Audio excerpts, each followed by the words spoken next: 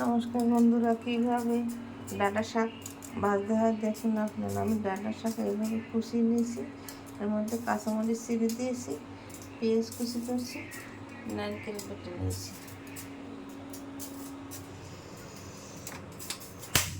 চুলায় কড়াই দিয়েছি, কড়াই গরম হয়ে গেছে। এখন 1 টেবিল চামচ তেল দিয়ে দেবো।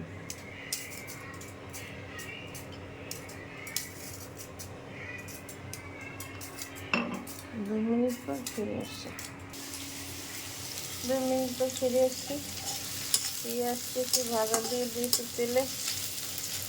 বাদামি কালার হলে শাক দিয়ে দেবো। আমি 2 মিনিট পর ফিরে আসছি। 2 মিনিট পর ফিরে এসে পেঁয়াজ ভাজা হয়ে গেছে, বাদামি কালার। এখন শাক দিয়ে দেবো।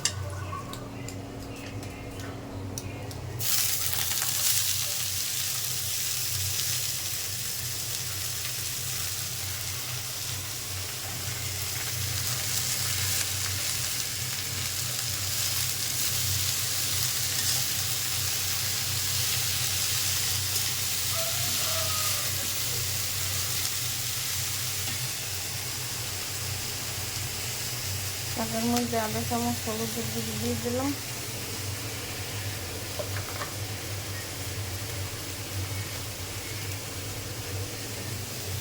আধা চামচ লবণ দিয়ে দিলাম।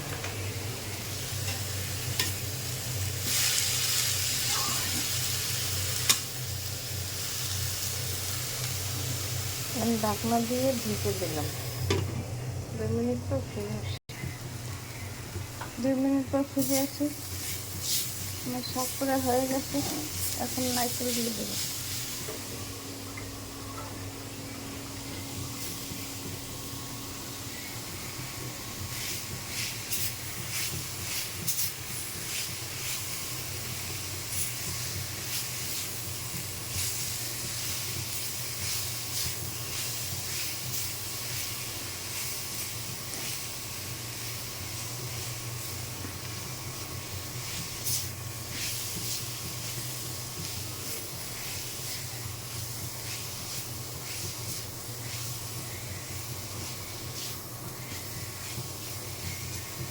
এইভাবে আপনারা শাক ভেজে তৈরি করে খেয়ে দেখবেন, খেতে অনেক সুস্বাদু লাগবে।